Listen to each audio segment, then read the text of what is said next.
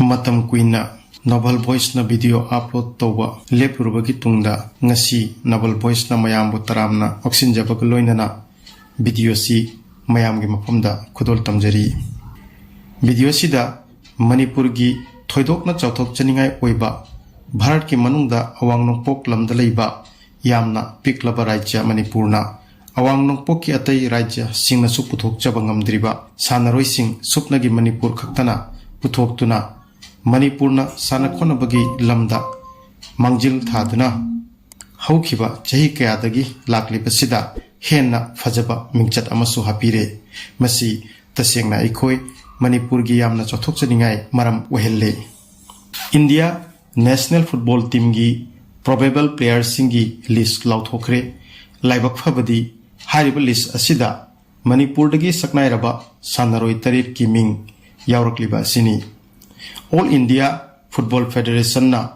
India National Team gi oithokpa yaba Sannaroi kunthra mangagi shortlist tawbada Manipur dagi Sannaroi tarit ki ming Yaurakhpa haibasi Manipur gumba piklaba rajya gi oinadi thoidokna chauthok chiningai amani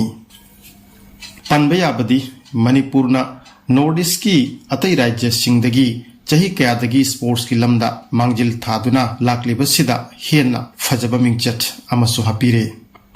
Sannaroi singsina Oman amadi United Arab Emirates ki mayokta sanagadoriba friendly match ta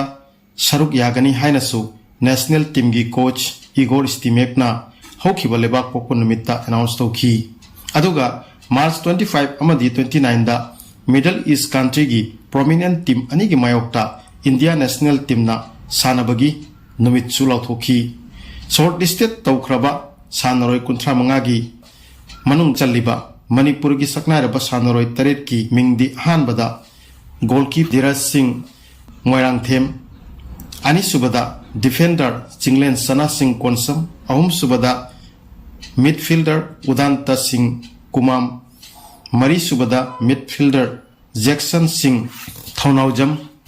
manga subada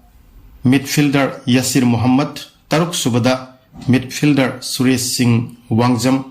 amadi taret subada Bipin Singh Thaunaujam nachingba Sannaroi singi ming yauki sitanatana All India Football Federation gi according March 13 da pangthokadoriba Hero Indian Super League final gi tungda Sannaroi kunipal gi final list amasu announce tawgani haina sangstha asidagi thorokpa cherol amana makhatana panbiki aduga March 15 dagi Dubai da India team gi preparatory camp ta pullagani haina su All India Football Federation gi maigei dagi announce tawki Hero India Super League playoff chatlingai kanda karigumba Sannaroi singda thoklaba yaba injury da mityeng thamlaga aikoina Sannaroi kunthra mangagi list asi thamjakhibani haina su head coach Igor Stimekna makhatana amuk panbiki Oman amadi UAE gi mayokta sanagadoba match anisi India football gi oina yamnamak maru oi maramdi aikoina mangda sanakhiba amadi masina hojik ki oina di aikoi gi stand bu check tawjahobagi achoba opportunity amani haina su coach asina makhatana panbiki Probable player list ta mingchang khraba Sannaroi taret sidagi final list ta Manipur gi Sannaroi kaya yaurakani haibadudi aikoina hojik phawbadi khangba ngamdri adobu ikui kuidana final list asi thoklagani Probable list ta changkhraba Sannaroi taret maksu final list ta changlakpa amadi makhoina participate tawgadaba match singda thoidokpa performance tawgani haibagi asa thamjaraga ngasigi video se matang sida loisinjare video sibu adomna penbiragadi share amadi like pibiu aduga channel sibu hanba thengnabibu oiragadi subscribe tobiu galoinana bell icon da click tobiduna mathangi upload tawgadaba adongi kanaraba video singi notification adongi mafamda su yohanbiu thank you